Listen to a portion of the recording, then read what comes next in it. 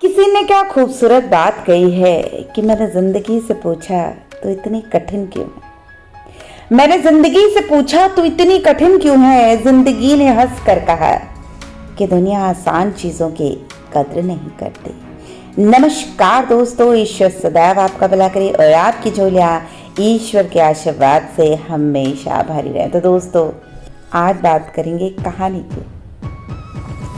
एक कहानी एक पिता की और एक बेटे की है और ये कहानी हम सब की ज़िंदगी की एक बहुत विशेष कहानी है जो ज़िंदगी के 3 विशेष नियम हमें सिखाएगी।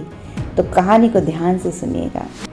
कहानी की शुरुआत कुछ इस तरह से होती है कि एक पिता हलवा बनाता है। हलवे की 2 कटोरी सजाता है।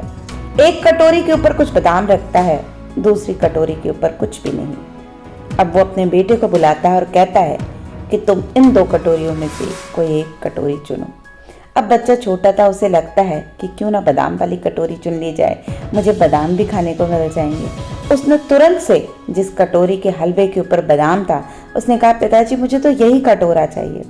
पिताजी ने हंसते हुए उसे वो कटोरा दे दिया। अब बच्चा बड़ा खुश था कि वाह, मुझे तो बादाम भी मिल गए और हलवा भी खाने को मिल गया। लेकिन उसके आश्चर्य का ठिकाना नहीं रहा, क्योंकि जब उसके पिता अपनी कटोरी खत्म कर रहे थे, उनके हलवे के नीचे काफी सारे बादाम निकले।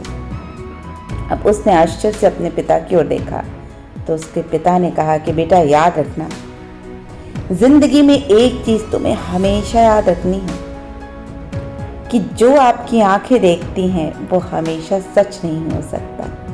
और सबसे बड़ी बात कि यदि आपने स्वार्थ को अपनी जिंदगी की आदत बना ली तो आप जीत कर भी हार जाओगे। अगले दिन फिर उस पिता ने 2 कटोरी हलवे बनाए। पहले दिन की तरह एक कटोरी के ऊपर कुछ बादाम और दूसरी कटोरी के ऊपर कोई भी बादाम नहीं था। उसने फिर से अपने बच्चे को बुलाया और कहा, इन 2 कटोरी में से एक कटोरी चुनो।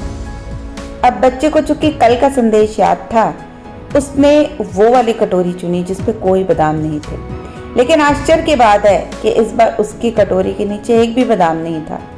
फिर उसने पिता की ओर देखा तो उसके पिता ने मुस्कुराते हुए कहा, मेरे बच्चे, आपको ये याद रखना है कि हमेशा जो आपके अनुभव हैं वही सही होंगे, ऐसा नहीं है।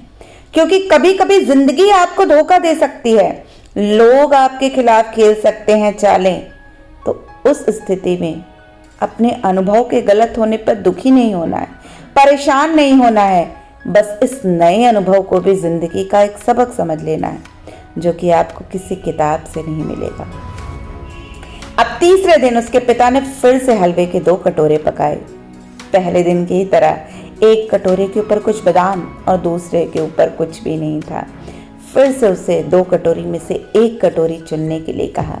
लेकिन इस बार उसके बेटे ने उसने पिता से कहा कि आप बड़े हैं, आप परिवार के मुखिया हैं, परिवार के लिए सबसे ज्यादा योगदान आप देते हैं, तो अच्छा होगा कि मेरे लिए कटोरा आप चुन दें। अब उसके पिता बड़े खुश थे। उन्होंने वो कटोरा चुना जिसके ऊपर कुछ बादाम थे। और जब उस बच्चे ने उस कटोरे के हलवे को खत्म किया तो उसके नीचे और भी काफी सारे बादाम थे।